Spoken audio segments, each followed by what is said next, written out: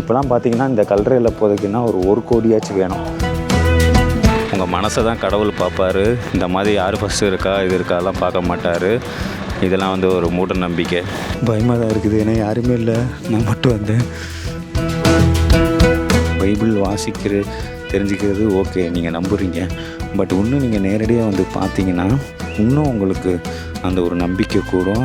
அந்த இன்சிடெண்ட் நேரில் கண்ணால் பார்க்கும்போது உங்களுக்கு ஒரு டிஃப்ரெண்ட் ஃபீல் கிடைக்கும். இன்க்ளூடிங் இந்த கோயிலுக்குள்ளே வரும்போது டூரிஸ்ட்டு கூட எதுவுமே பண்ணக்கூடாது. அந்த மாதிரி ஒரு ரூல்ஸ் அண்ட் ரெகுலேஷன்ஸ் ஃபாலோ பண்ணுறாங்க, வச்சுருக்காங்க. ஸோ இதுதான் சக்கேயோட ட்ரீ. மேலே இருந்து இங்கே நின்றுப்பான், இங்கே நின்று அப்படி அங்கேருந்து பார்த்துருப்பான். மவுண்ட் ஆஃப் டெம்ப்டேஷன் நம்மளை டெம்ப் பண்ணுது.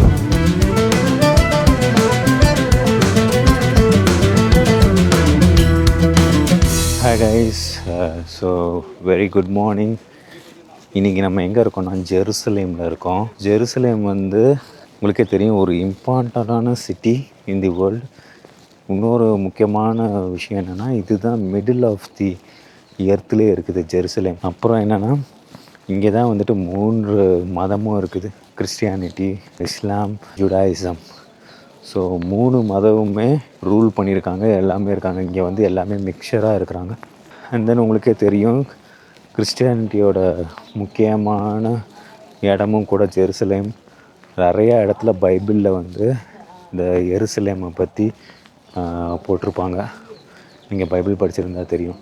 ஸோ இங்கே தான் வந்துட்டு செகண்ட் கம்மிங்ஸ் ஆஃப் ஜீசஸும் இந்த இடத்துல தான் நடக்கும்னு சொல்லி போட்டிருக்கு பைபிளில், மவுண்ட் ஆஃப் ஆலிவ்ஸ்.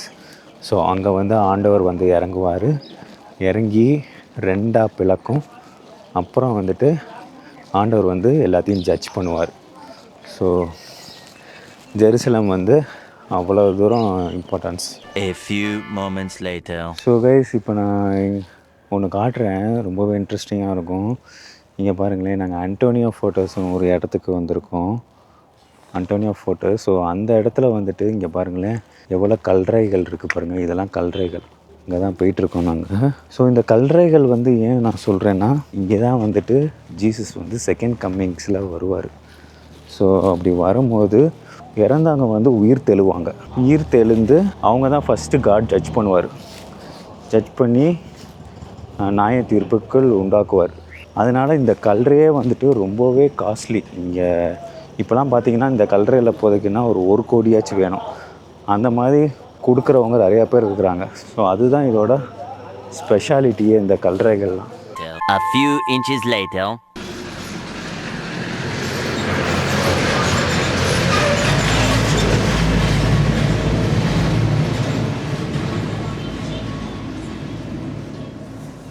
ஸோ இந்த ஸ்ட்ரீட்டில் தான் வந்துட்டு ஆண்டவர் ஒருவர் வந்து எல்லாத்தையும் ஜட்ஜ் பண்ண போகிறாரு செகண்ட் கம்மிங்ஸில். ஸோ கைஸ் பாருங்கள், நம்ம எங்கே வந்திருக்கோம், பெதஸ்தா குளம். இதுதான் பெதஸ்தா. ஸோ நம்ம உள்ளே போய் அதோட ஹிஸ்ட்ரி என்ன பைபிளில் இருக்குதுன்னு சொல்லி நான் சொல்கிறேன். இதுதான் கைஸ் பெதஸ்தா குளம். அதுக்குள்ளே தான் வந்திருக்கோம் கைஸ். இப்போ நான் காட்ட போகிற பிளேஸ் வந்து பெதஸ்தா குளம். என்ன சிக்னிஃபிகன்ஸ் தருதுன்னா, அந்த காலத்தில் வந்து கால் நடக்காதவங்க, முடக்கமாக இருக்கிறவங்க, நோயாளிகள் எல்லாமே ஒதுக்கி வச்சுருவாங்க. ஸோ அவங்களாம் வந்துட்டு இங்கே தான் வந்து இருப்புறாங்க. ஸோ அந்த ஜூஸோட பிலீஃப் என்னென்னா, இங்கே ஃபுல்லாகவே தண்ணியாக இருக்கும். அப்போ வந்து ஆளாக போய் அந்த தண்ணியில் குளிக்கிறவங்க வந்து சுகம் அடைவாங்க அப்படின்னு சொல்லியிருக்கோம். ஸோ அப்படி இருக்கும்போது வந்துட்டு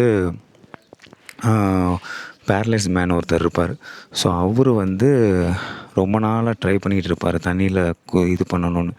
பட் ஆனால் அவரால் போகவே முடியாது, நடக்கவே முடியாது. ஸோ அந்த மூமெண்ட்டு தான் ஜீசஸ் வருவார், வந்து அவரை வந்து பேரலைஸ் மேனை வந்து மிராக்கிள் பண்ணுவார். ஸோ அதுதான் இந்த இடம், where Jesus paralysed man and rescued him. So இங்கே தான் அதை வந்து சுகப்படுத்துவார். இப்போ வந்துட்டு பார்த்திங்கன்னா தண்ணி இல்லை அவ்வளோவா. ஸோ நான் கீழே போய் பார்க்குறேன் எப்படி இருக்குன்னு. ஸோ அந்த காலத்துலாம் வந்துட்டு இங்கே தான் எல்லாருமே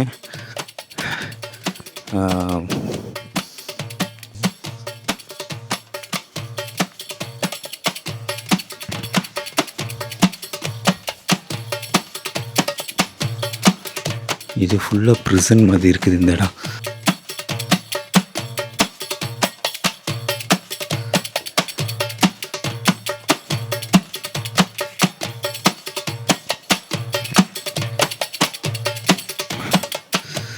ஸோ அந்த காலத்துலலாம் வந்துட்டு அதான் நான் சொல்லிகிட்டு இருந்தேன்ல, ஒருத்தர் வந்து ரொம்ப நாளாக ட்ரை பண்ணிகிட்ருப்பார் இந்த மாதிரி சுகமானோன்னு சொல்லி ட்ரை பண்ணிக்கிட்டே இருப்பார்.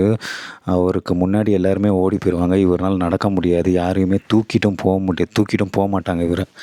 ஸோ அதனால் வந்துட்டு ஜீசஸ் வரும்போது ஜீசஸ் வந்து அவர் முன்னாடியே அறிஞ்சிருப்பார், இந்த மாதிரி இவரை பற்றி தெரிஞ்சிருக்கும். ஸோ அப்போ வந்து அவர் வந்து கேட்பார், உனக்கு வந்து சுகமாகணும்னு சொல்லி ஃபெய்த் இருக்கா அப்படின்னு சொல்லி கேட்பார். அவர் உடனே நீ யார் அப்படின்னு சொல்லி கேட்பார். நான் தான் நசரேத்தின் கடவுள் அப்படின்னு சொல்லுவார். ஸோ அப்போ வந்துட்டு சுகமானோன்னு சொல்லி நம்பிக்கை ஐயின்னு சொல்லி சொல்லும் போது அவர் நம்பிக்கை இருக்குன்னு சொல்லுவார். ஸோ அதுக்கடுத்து ஆண்டவர் வந்து அவரோட காலை தொட்டு அப்புறம் சுகம் அடிப்பார். அவன் உடனே நடந்து துள்ளி குதித்து ஓடுவான். அந்த பாய்கள், அந்த அவன் அவ்வளோ நாள் யூஸ் பண்ண பெட்ஷீட் எல்லாத்தையும் எடுத்துகிட்டு ஓடுவான். ஸோ அதுதான் இதோட குளம் இன்னுமே இருக்குங்க, தண்ணி இருக்குது.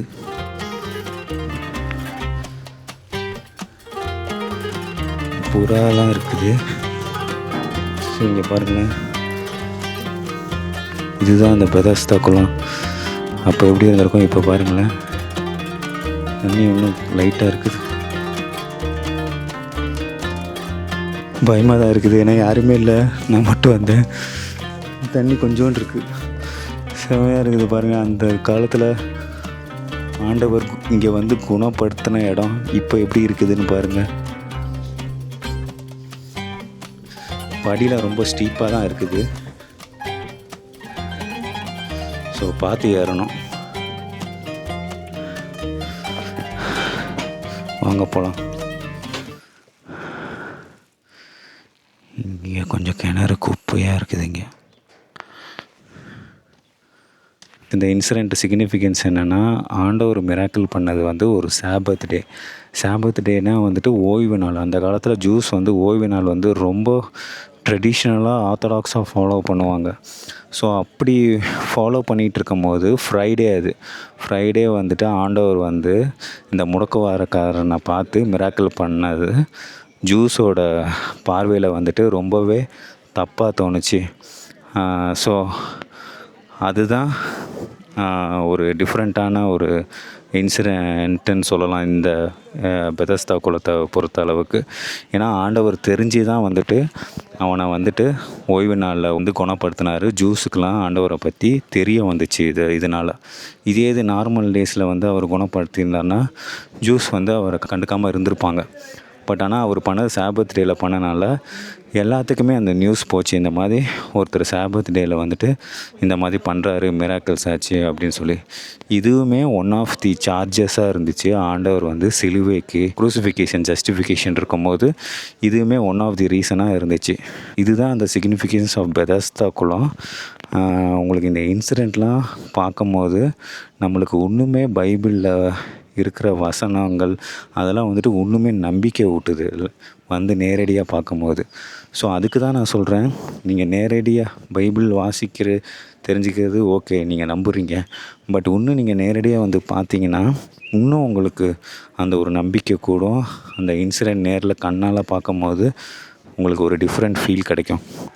ஸோ அதுதான் இப்போ நான் ஃபீல் பண்ணுறேன். A few moments later.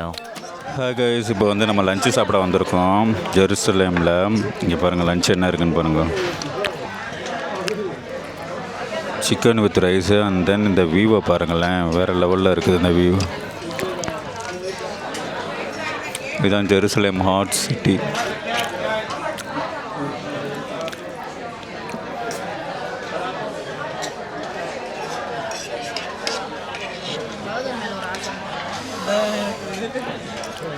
செமையாக இருக்குது லஞ்சு. இது சிக்கன் வந்து நல்லா இருக்குது. சிக்கன் செம்ம சாஃப்டாக இருக்குது. நீங்கள் வந்தீங்கன்னா கண்டிப்பாக சிக்கன் ட்ரை பண்ணுங்க. சிக்கன் தான் பெஸ்ட்டு இங்கே. ஸோ நம்மளுக்கு இந்தியன் ஃபுட் மாதிரியே நிறையா கிடைக்கிது. ஸோ சாப்பாடுக்கு பிரச்சனையே இருக்காது.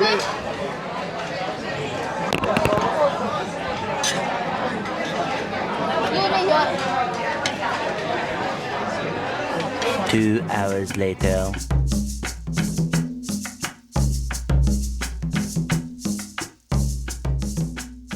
கைஸ், இதுதான் ஜெருசலேம் சர்ச்சு. அந்த இடித்தாங்கள அந்த இது ஒரே ஒரு வால் மட்டும் தான் இங்கே இருக்குது. வீடியோ நாட் அலோடு இங்கே. ஸோ அதனால் நான் கஷ்டப்பட்டு எடுக்க ட்ரை பண்ணுறேன். இதை பாருங்கள், இதுதான் அந்த சர்ச்சு.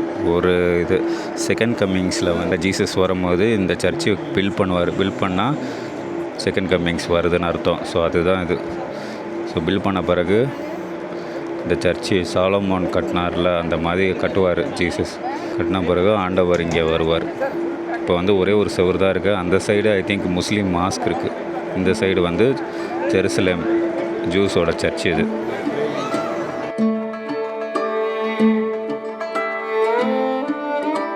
ஜெருசலேம் சர்ச்சை பார்த்தோம். அதுதான் சாலமோன் கட்டின கோயில். அதை வந்து இந்த பபிலோன்கள் வந்து ஃபஸ்ட்டு அந்த இதை டிஸ்ட்ராய் பண்ணாங்க. அதுக்கடுத்து பார்த்தீங்கன்னா ரோமன்ஸ் வந்து அட்டாக் பண்ணி ஒரே ஒரு செவுறு மட்டும்தான் மிஞ்சி இப்போ வந்து நீங்கள் பார்த்தீங்க ஒரே ஒரு செவுறு தான் இருக்கும். அதில் வந்து இந்த ஜூஸ் மக்கள் வந்து ப்ரேயர் பண்ணிகிட்ருக்காங்க, கடவுளே வாரும் வாரும் வாரும்னு. ஆனால் அவங்க வந்து ஜீசஸை நம்பாதனால அவங்க ஒன்றுமே அந்த மாதிரி பண்ணிகிட்ருக்காங்க. ஆனால் நம்ம பிலீஃப் படி ஜீசஸ் ஆல்ரெடி வந்துட்டு போயிட்டார். நம்ம வந்து செகண்ட் கம்மிங்ஸ் தான் வெயிட் பண்ணிகிட்ருக்கோம். பட் அவங்க என்ன நினைக்கிறாங்கன்னா, ஜீசஸ் இன்னும் யாரும் வரல, ஸோ இனிமேல் தான் வரணும்னு சொல்லி தலையை இப்படி அடித்து வச்சு ப்ரேயர் பண்ணிகிட்ருக்காங்க அந்த வாலில். என்ன இம்ப்ரெசிவாக இருந்துச்சுன்னா, அவங்களோட பிலீஃபு, அவங்க ட்ரெடிஷனை அப்படியே மெயின்டைன் பண்ணியிருக்காங்க. அவங்க ஃபேஸ் கட்டு சைடில் அந்த ஹேர் ஸ்டைலு எல்லாமே வந்துட்டு இன்ன வரைக்கும் அதை கடைப்பிடிக்கிறாங்க. அதனால தான் ஜூஸோட ஐடென்டிட்டி இன்னுமே அழியாமல் இருக்குது.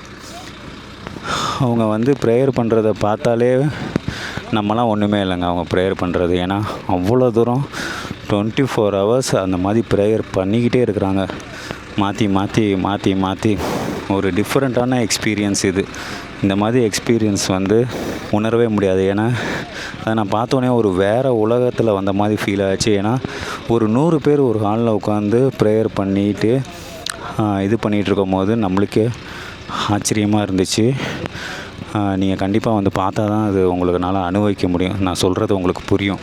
ஏன்னா அவ்வளோ தூரம் வியப்பாக இருந்துச்சு. ஏன்னா அந்த ஜூஸோட கல்ச்சரு, அவங்க ஹேர் ஸ்டைலை கூட மாற்றாமல் அப்படியே வச்சுட்டு அந்த பிளாக் ட்ரெஸ்ஸு, எல்லாருமே அந்த ஒரே ட்ரெஸ்ஸு தான் போடணும், அந்த மாதிரி ட்ரெடிஷனை வந்து அவங்க இன்ன வரைக்கும் கடைப்பிடிச்சிக்கிட்டு இருக்கிறாங்க. என்னால் பார்த்துட்டு நான் அப்படியே ஸ்டன்னாகி தான் நின்னேன் ஆக்சுவலாக. ஏன்னா அந்த மாதிரி நான் எங்கேயுமே நான் பார்த்து ஃபீல் பண்ணதில்லை. அவ்வளோ தூரம் அவங்க வந்து ரிலீஜியஸ்க்கு வந்து அவ்வளோ தூரம் இம்பார்ட்டன்ஸ் கொடுத்து பண்ணுறத வந்து இதுதான் நான் ஃபஸ்ட் டைம் பார்க்குறேன். இன்னொன்று வந்து இன்றைக்கி வந்து சாபத் டேனா அந்த காலத்துலேருந்தே அந்த சாபத் டே வந்து இருந்திருக்கு. ஆனால் ஆண்டவர் வந்து அதை வந்து சொல்லுவார், இப்படிலாம் இருக்கக்கூடாதுன்னு சொல்லி அந்த ரபிகள் மத போதகருக்கு வந்து ஆலோசனை கொடுப்பாரு.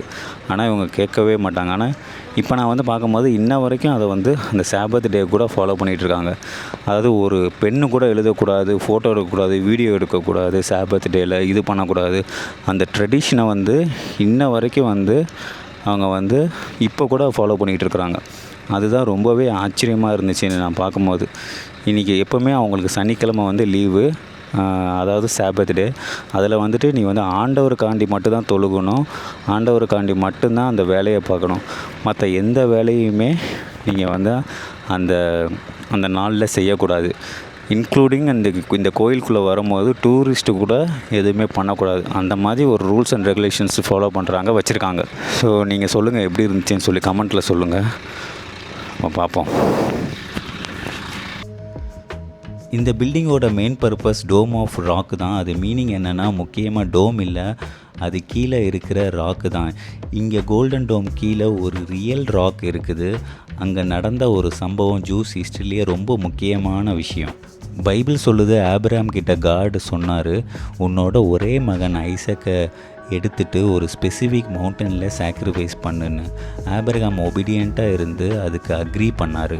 அவங்க மேலே போய் ரீச் ஆன இடம் மவுண்ட் மோரியான்னு சொல்கிறாங்க. அதுதான் இப்போ டோம் ஆஃப் ராக் இருக்கிற எக்ஸாக்ட் பிளேஸ். இதுதான் அந்த இடம். ஆபிரகாம் தன் மகனை ஐசக்கை சாக்ரிஃபைஸ் பண்ண ரெடியான பிளேஸ். அவர் நைஃபை எடுத்துகிட்டு தன்னோட ரொம்ப நேசிக்கிற ஒரே மகனை சாக்ரிஃபைஸ் பண்ணும்போது ஹெவன்லேருந்து ஒரு வாய்ஸ் வந்தது, பையனை டச் பண்ணாதே, அவனை ஹர்ட் பண்ணாதே, இப்போது உன் ஃபெய்த்து புரிஞ்சிருச்சுன்னு.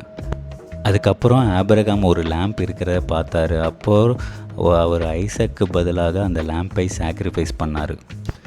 இதனால தான் இந்த இடத்துல ஜூஸ் டெம்பிள் கட்டினாங்க. ஜூஸ் இங்கே வந்து அனிமல் சாக்ரிஃபைஸ் பண்ணுறது ரொம்ப முக்கியம். இதுதான் காடோட ப்ரெசன்ஸ் வந்த பிளேஸ்.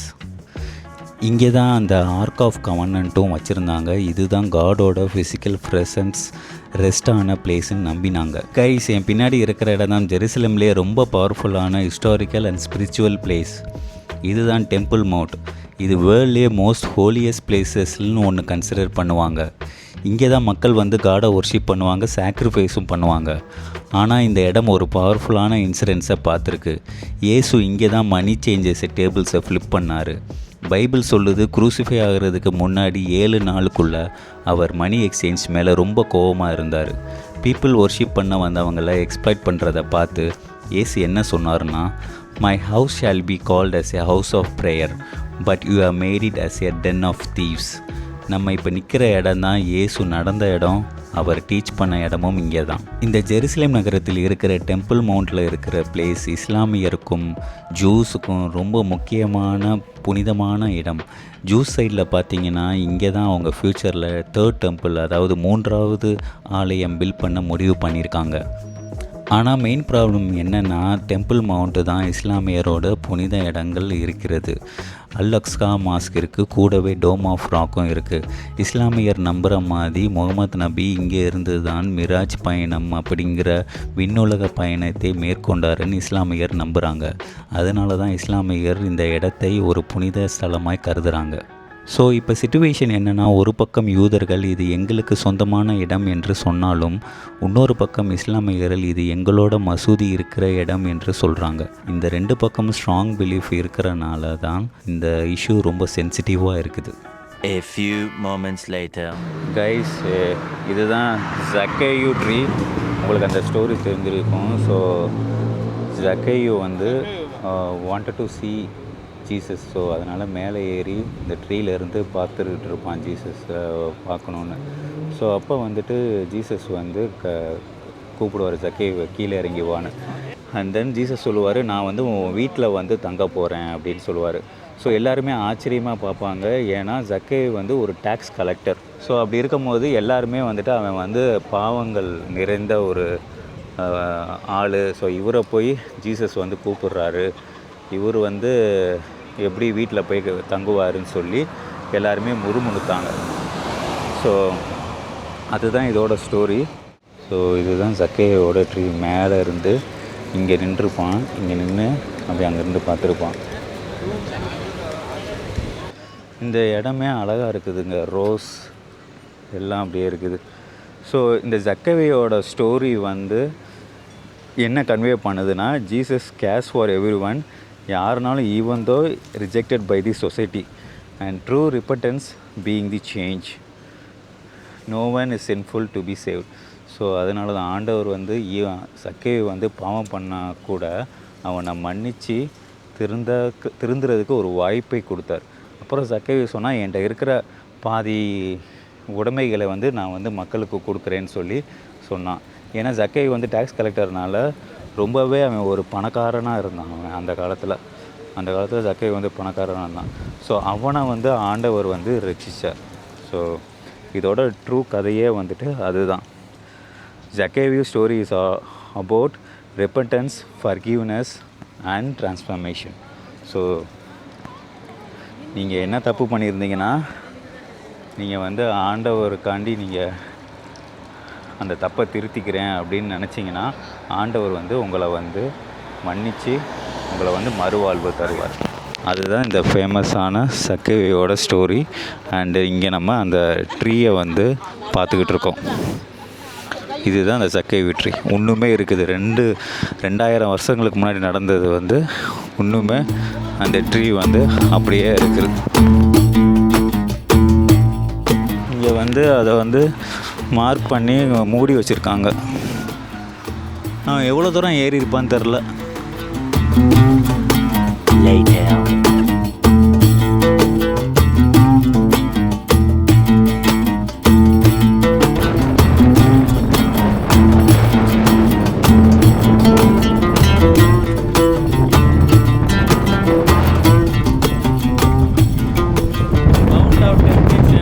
நம்மளை டெம்ப் பண்ணுது.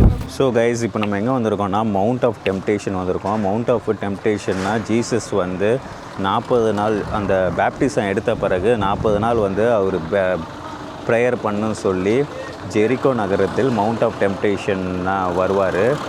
அப்போ வந்துட்டு இங்கே தான் இருந்து 40 நாள் ப்ரேயர் பண்ணியிருக்காரு இந்த மவுண்ட் ஆஃப் டெம்ப்டேஷனில். அப்போ வந்துட்டு உங்களுக்கு தெரிஞ்சிருக்கும், சாத்தான் வந்து 3 தடவை வந்து ஆண்டவரை வந்து டெம்ப் பண்ணுவான். அதாவது பாவங்கள் செய்கிறதுக்காக தூண்டுவான். ஃபஸ்ட்டு என்ன டெம்ப் பண்ணுவான்னா சாத்தானு 3 தடவை டெம்ப் பண்ணுவான். ஃபஸ்ட்டு என்ன டெம்ப் பண்ணுவான், டேர்ன் ஸ்டோன் இன்ட்டு ப்ரெட். பசியாக இருப்பார் அவர். அதுக்காண்டி சாத்தான் என்ன சொல்லுவான்னா, நீர் வந்து ஸ்டோனை வந்து ப்ரெட்டாக மாற்றி சாப்பிடுங்க அப்படின்னு சொல்லுவான். ஸோ அதுக்கு வந்து Jesus replied, man shall not live by bread alone. Second என்னென்னா, ஜம்ப் ஃப்ரம் தி டெம்பிள் அப்படின்னு சொல்லி டெம்ப் பண்ணுவான். அதுக்கு ஜீசஸ் என்ன சொல்லுவான்னா, do not test the Lord your God அப்படின்னு சொல்லுவான். அண்ட் தென் தேர்டு வந்து சாத்தான் என்ன சொல்லுவான்னா, ஒர்ஷிப் சாத்தான் ஃபார் ஆல் கிங்டம்ஸ் அப்படின்னு சொல்லுவார். உடனே ஜீசஸ் என்ன ரிப்ளை பண்ணியிருப்பார்னா, worship the Lord your God and serve him only. So இதுதான் 3 டெம்ப்டேஷன்.